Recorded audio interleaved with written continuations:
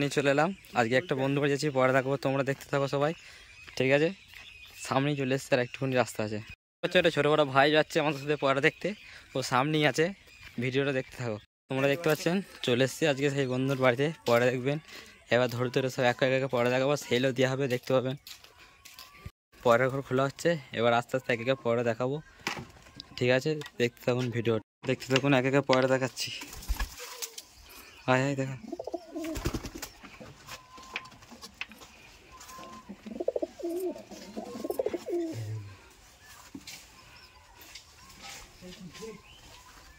এই জোড়া দুটো দেখতে পাচ্ছেন, এখানে একটা আছে, নিচে ডিম দিয়েছে এই জোড়া দুটো।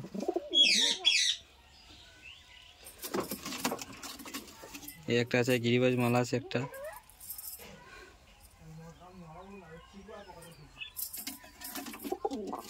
কে আছে দেখতে পাচ্ছেন।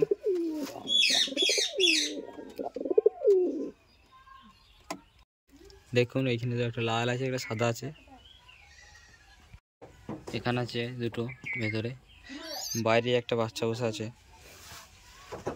তার ভেতরে একটা আছে ডিমের তাওয়া দিয়ে। নতুন আছে এটা, সেই জন্য খাঁচে ভরা আছে। দেখুন খেতে দিচ্ছে, এবার পয়রাগুলো একে একে আসবে, দেখবেন। বন্ধু বাড়ি চলে এসছে নতুন নতুন পয়রা, দেখতে থাকুন।